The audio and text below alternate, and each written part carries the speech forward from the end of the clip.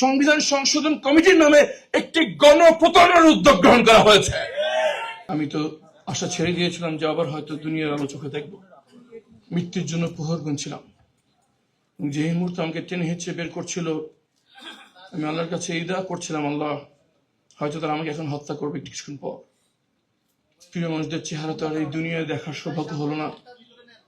জান্নাতের চিরস্থায়ী জীবনে আমার সন্তান, পরিবার, আত্মীয় স্বজন, আমার ভালোবাসার মানুষদেরকে চিরস্থায়ী থাকার তো সুযোগ করে দিও আল্লাহ।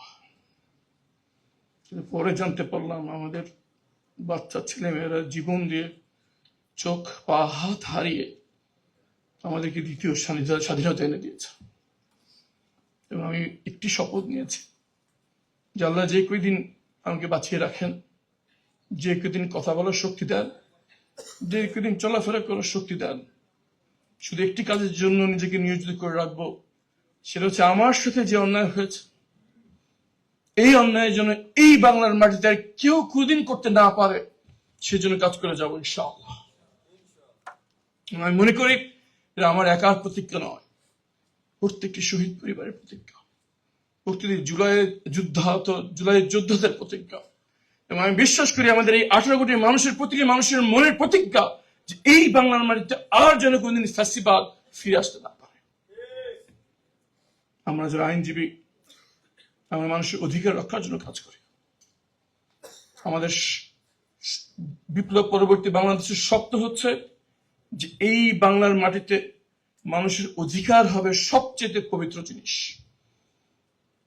যে একটি ব্যক্তি যত ক্ষমতাধর হোক না কেন, দল যত ক্ষমতাধর হোক না কেন, তাদের পিছনে যত বড় পরাশক্তি থাকুক না কেন, প্রত্যেকটি নাগরিকের অধিকার হবে এমন সুরক্ষিত যে কেউ সে অধিকার কোনদিন হরণ করতে পারবে না। এই স্বপ্ন কোনো দলের স্বপ্ন নয়, এই চাওয়া কোনো গোষ্ঠীর চাওয়া নয়, আমার প্রত্যেকটি বাংলাদেশের নাগরিক এবং প্রত্যেকটি মানুষের চাওয়া।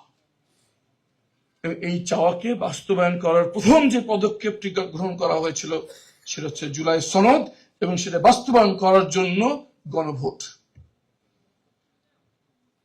কিন্তু আমরা দেখতে পাচ্ছি যেই হঠকারিতা এই গণভোট বাস্তবায়ন হচ্ছে, শুধু সাধারণ মানুষ বা অন্যান্য রাজনৈতিক দল নয়, আমি হলফ করে বলতে পারি সরকার দলের অনেক শিক্ষিত এবং নিরপেক্ষ সৎ মনের অধিকারী অনেকে আমাকে ব্যক্তিগতভাবে বলেছেন যে দলের এই ইউটার্ন আমরা সমর্থন করি না।